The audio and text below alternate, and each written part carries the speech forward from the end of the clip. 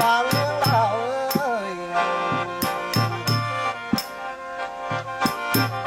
อันนี้เมืองมหาไซเฮาโนที่ตั้งว่าพังอยู่แก้มผาละ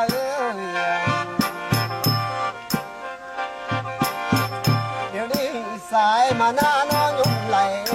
ว่าหลังลงน้อลิงเลย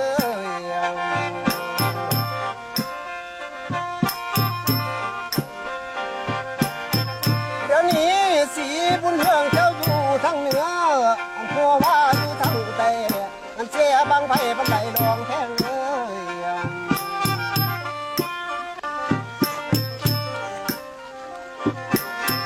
เดี๋ยวนี้ผู้ภาษาละน้อพี่น้องเมื่อไปก็ลังหัวเลี้ยว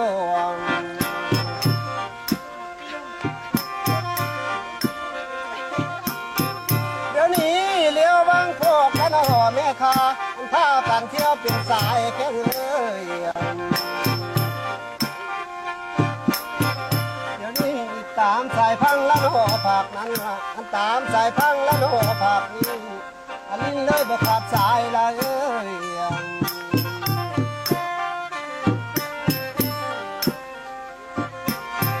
วันนี้คนว่าผู้จะผ่ามันผู้งามละน้อเป็นสันเล่นกันก็กลายแพง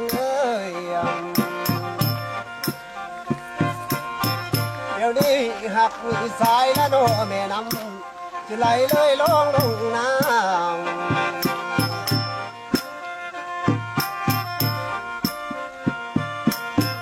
อันนี้เหลียวบางน้ำละโนแตกปุงมันไหลลงตามหินแพง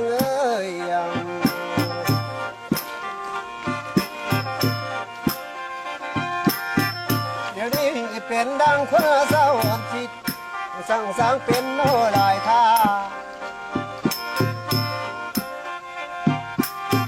วันนี้มันลักนี่โนโดนคันว่าเล่นกันโนก็กายลีใดเพลงมา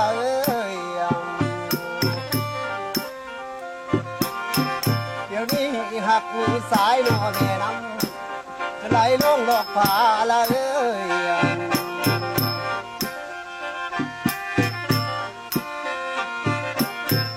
อันนี้คันว่าสัตว์โนอันนี้โน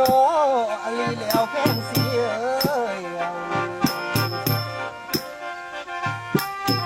เดี๋ยวนี้ขันน้องจากโนกินป่าคันละหาเอาก็ได้ง่ายคันว่าสายละโนแม่น้ำอะไรง่อยสั่นควางแพงเดี๋ยวนี้ข้าจะเสียอยู่แต่บ้านสารคล้องใส่บ่ทันเพ่งเลย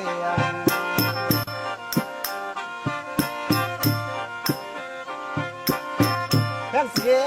ขนางอยากกินโน่หน่อไม้ว่ามีไฟก็ยังหนาได้เพ่งสีอยากกินปูนกกินปลาก็หาเอาก็ได้ง่ายเพ่งสีคันว่าเว้าสัตว์ละโนสิ่งเนื้อในป่าก็ยังหลายน้ำ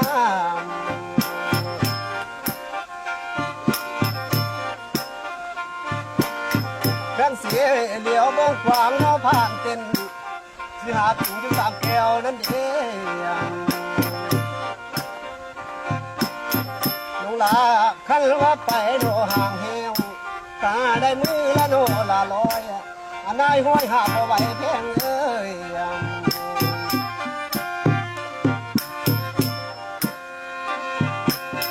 เดี๋ยวนี้ข้าใส่มาโนเห็นหน้า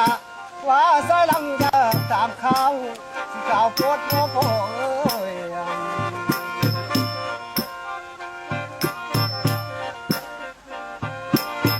เดี๋ยวนี้ขันนางลูกโนเตกำว่าหัวเนียงโนทั้งใดให้เจ้าไข่โนมารดาว่าบอกให้ลำหู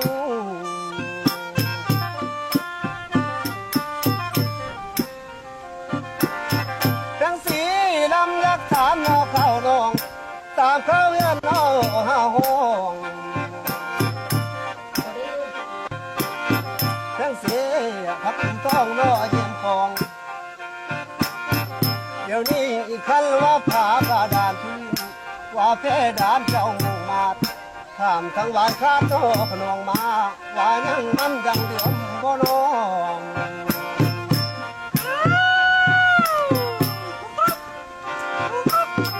จังสีคอยนี่ถามละโนข้าวตังป่าส่งสอดสองหูแทงเลยเดี๋ยวนี้ถามข้าวผู้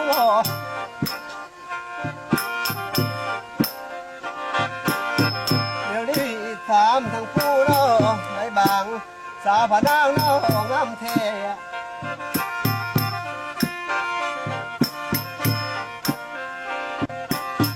ทั้งสีคันว่าถามเนาะเข้าน้องพี่นี่ถามเนาะเข้าโอ้ยว่าฟ้องพี่ถึงบ้านแค่เลยน้องลาถามข้าวตาเนาะจุงตัดว่าปาดงงลุงกินนำเดี๋ยวนี้ถามทางข้าววังเพื่อนกวางน้องสะพังบ่อนน้องอาบมันยังคอยใส่สาดว่าคือแต่ดังเดียมบ่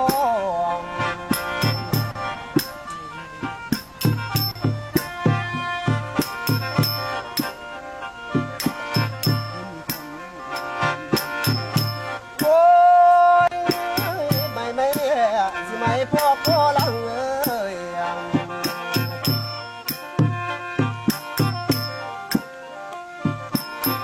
ทั้งสีพี่นี่ถามนอข้าวน้องเดี๋ยวนี้ถามข้าวสองนอพี่โกยมันว่าเพื่อคำต้นตำน้องแล้วเดี๋ยวนี้ท่านว่ากล้วยนอปากแก้วว่าควายเข้ายักเกและบ่ท่านว่ามีนอกคนปั๊มว่าน้ำห้อนเจ้าขึ้นมาขอให้น้องนอตอกต้อย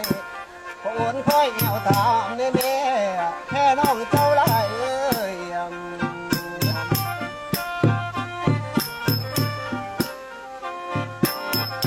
โอ้ยวันวอนละสิดังวันเมื่อเอ้ยวันอยากเมื่อน้องสู้เด้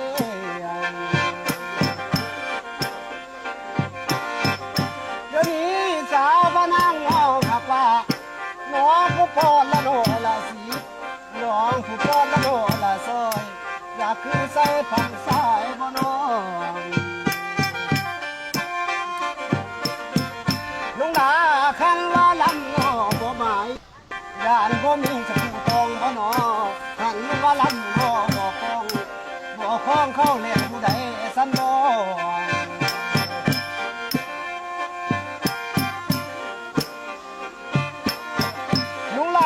คันว่าหมอโนลำนี้คันว่าสายโนบ่มักหัวสายลำบ่ยิ่งดอกหนาน้องลาบ้านตาเอ้ย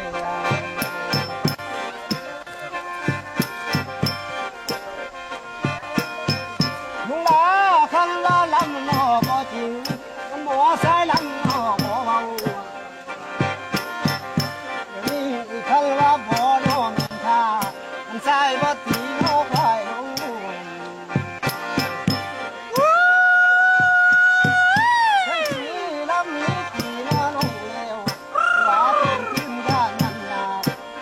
ลำบากเจ้าเปี่ยนว่าเสียนสั้นเวทนานา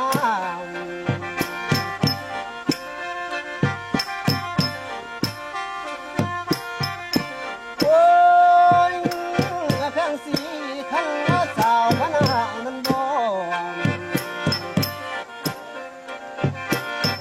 เดี๋ยวนี้น้องผู้งามน้องงามนั้นน้องอาบน้ำมือใดเด้สาวบันใหม่คือคำ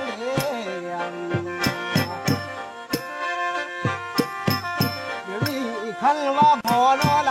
ำไอ้ผู้ดำรอพึ่งตาอาบน้ำหน้ารอถึงบ้านคันสีลำนี้อยู่นอที่ไตได้หุบขึ้นหอมมานะน้องลาหวานตาเอ้ย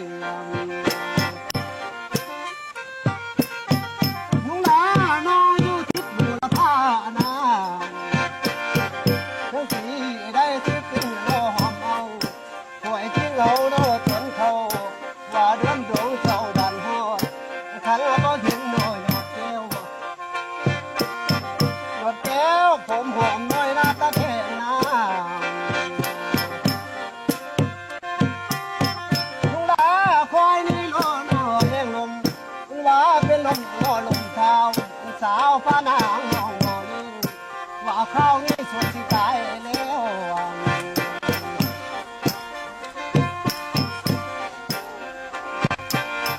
ทั้งสีคอยดีคิดโตหัวโต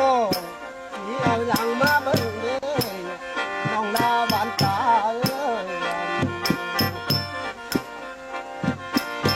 เดี๋ยวนี้คอยรีบปั้นและนอหูเพิ่งอันเบิ่งน้องขอบอกคือได้เดี๋ยวนี้ข้าบางเพิ่งมาถูกคือแต่นาข้าหูตาจำบ่แม่นว่าคนหน้าเลยมีแต่ศพนอปากเบาโอ้ยบ่แม่นห่างนะ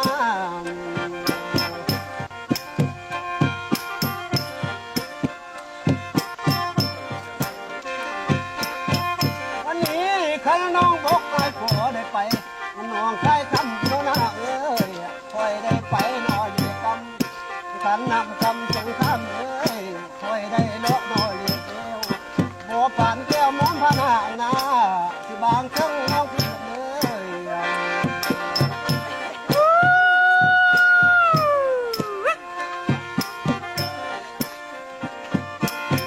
น้องลาพี่นี่อยากโน่ได้น้องเสียดเดาใจทั้งได้ง่าย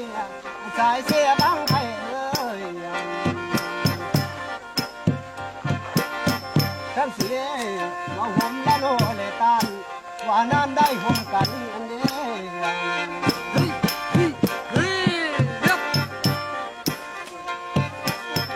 ลุงลาคันว่าเมาและโนที่ตองมันบอกกินดอกก็แล้วยาดีกันเสียพอแต่ข้าโลกไก่ติมันพอแต่ยิบโลกไปน้อยว่าพอแล้วจะมีพี่บ่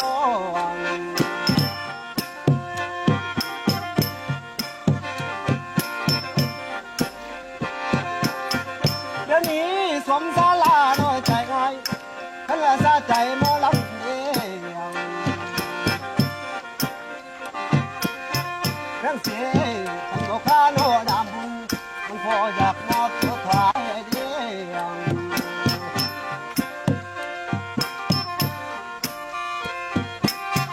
ลุงลาคันบอกข้าลำโนน้ำไหวถวายสิโนเลือดตัวเขาเอาจนคุณโนไม่ดอกเอาจนรอดโนไม่ทำว่าจำน้องตั้งแต่เป็นสันเลี้ยว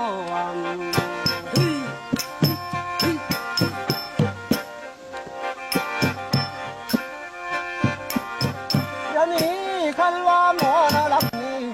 คันลำมา